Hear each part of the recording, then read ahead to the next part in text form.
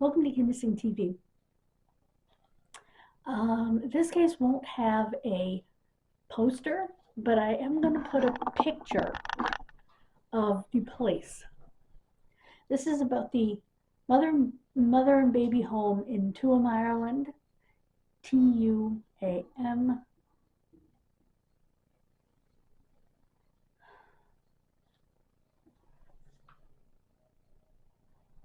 A woman named Anna Corrigan is the administrator of the Tuam Babies Family Group. She was in her 50s when she learned that her mother, as a young single woman named Bridget Dolan, gave birth to two boys in 1946 and 1950 in Tuam. And the things that she found out, it was called St. Mary's Mother and Baby Home, but they just called it Tuam because that's where it was.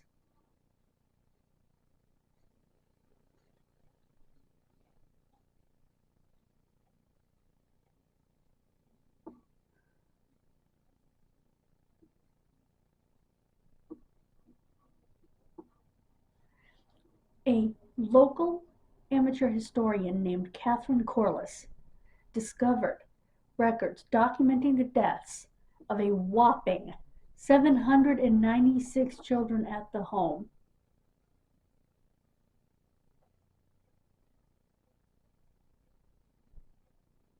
Now,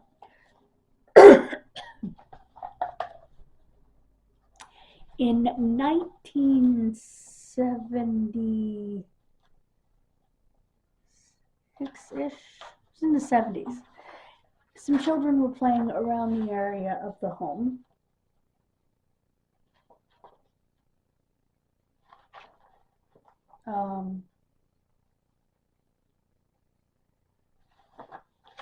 And they fell into a hole. Yeah. And when they did, to their horror, they landed in amongst a whole bunch of bones. It was put off as being like an ancient burial or something, and the hole was filled in and nothing more was thought of it until the records were found. These babies were buried in an old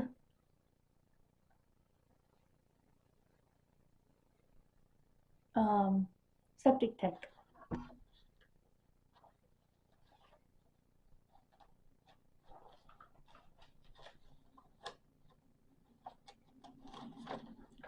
Because it was, especially being Catholic, because they were in what is now the Republic of Ireland,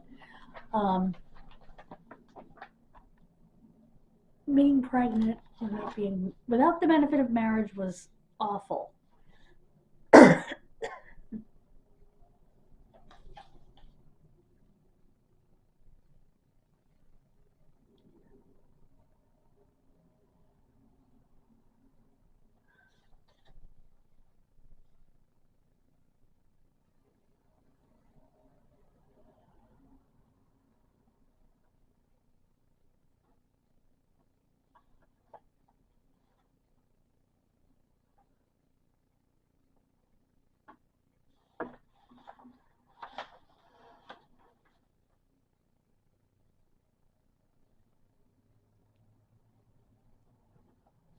One of the children born there who survived said, quote, "It was a prison. If you looked out, all you saw was a high wall all around," recalls P.J. Haverty, now 73, who was born there. Still lives down the road. "I feel like our brains didn't develop in there."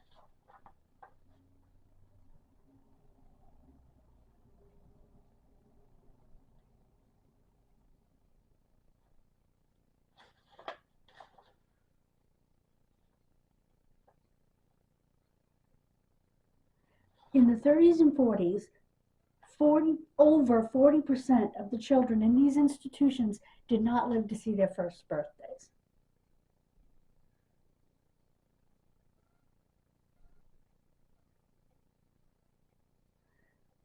%15 of all the children in the mother and baby homes died mostly of disease, malnutrition, and neglect, according to a government report.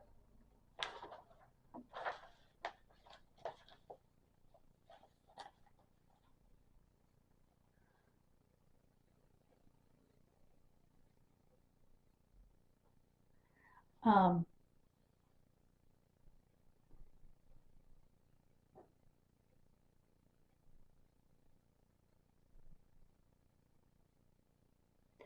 okay, the historian that we mentioned earlier, Catherine Corliss, said, quote, measles, diphtheria, whooping cough, and some of them had boils all over the body, said Catherine, like I said. She's 71 years old.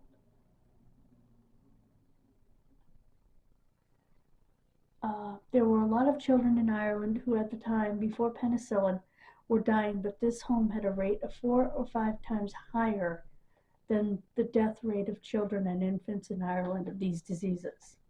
Well, yeah, because they were all crammed together.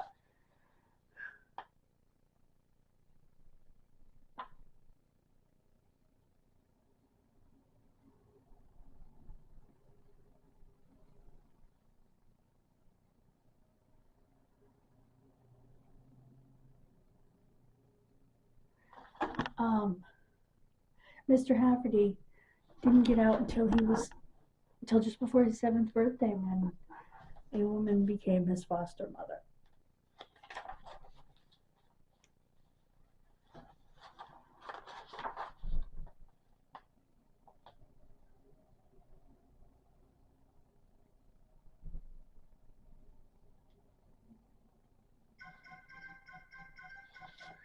Oh my gosh, what is that?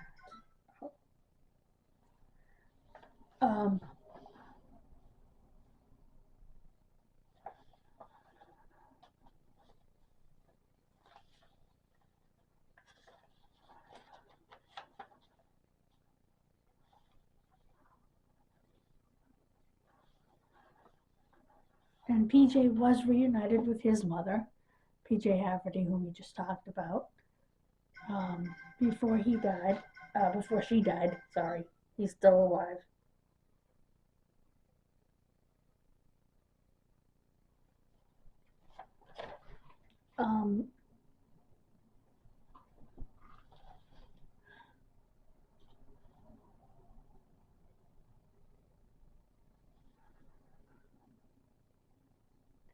They were segregated in school. They were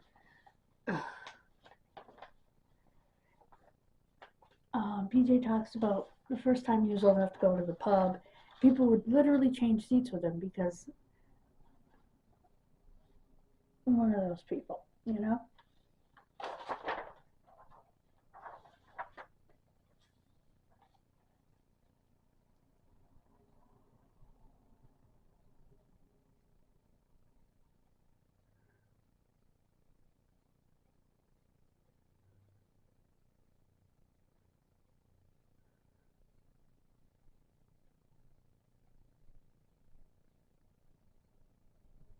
Wow. PJ discovered letters from his mother to the Bon Secours sisters, that was the order of nuns that ran the home, begging for custody of him, and he found the nuns' responses refusing her request and asking for money for his care.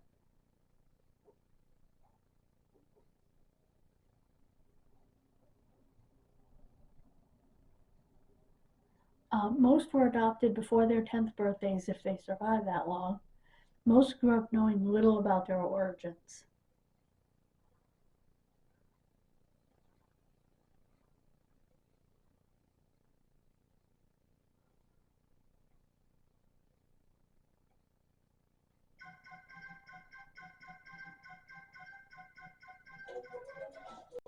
Oh, come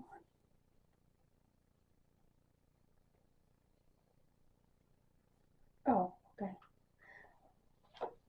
So yeah, I have to go. But anyway, um,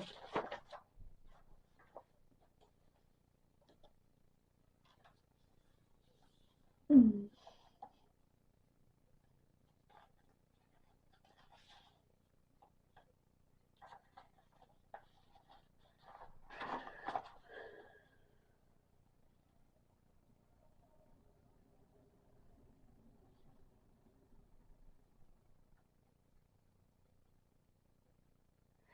a woman named Ellen, who grew up near the site, when the site had been demolished, says everyone in the neighborhood has stories of finding skulls and other remains in their gardens. She didn't want to give her last name because of the shame she says the home has brought her and her community. She recalls that her father and another neighbor simply reburied the bones. Neighbors would pray over the mass grave annually. Wow. Oh. So at this point, they are trying to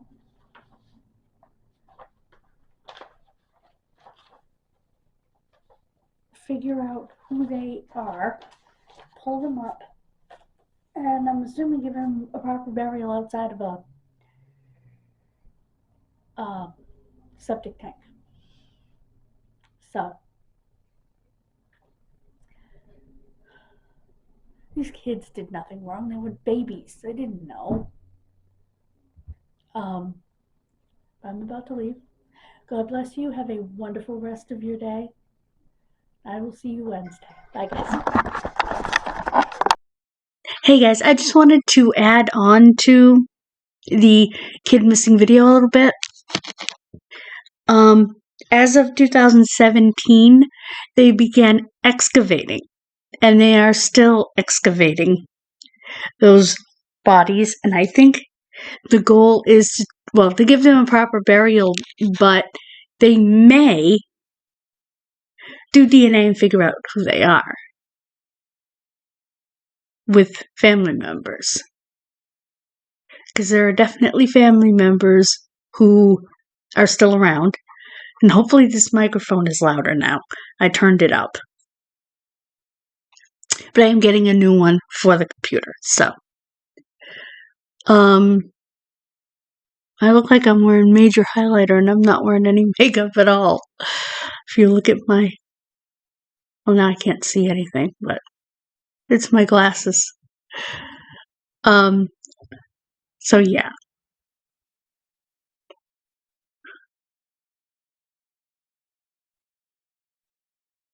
They are...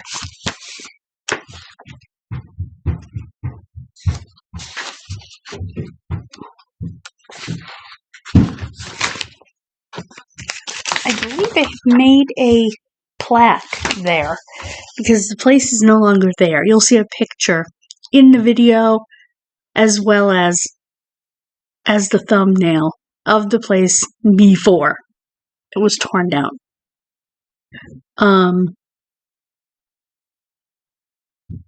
So hopefully, just like they did with the White House boys, they can get these children, or are working on doing with the White House boys, get these children back to their families to be properly buried. That's the goal and the hope. We certainly here at Kid Missing hope and pray. And I want to make it clear, I am Kid Missing. I say we because it's you and me. Because I believe that you guys hope and pray the same thing. That these children are identified and given back to whatever family remains of them. And I have to tell you, this is personal to me, because it is possible that my great-grandmother was in one of these homes.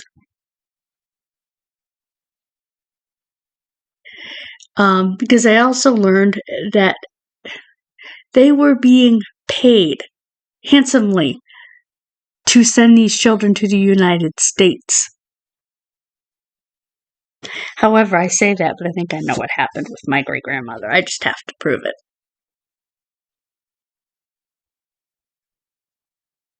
Gotta prove it. And that will become an issue.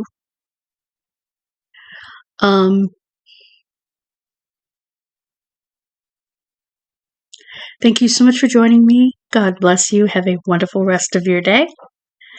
Please subscribe, guys. We're trying to get to 750 by April 9th of next year.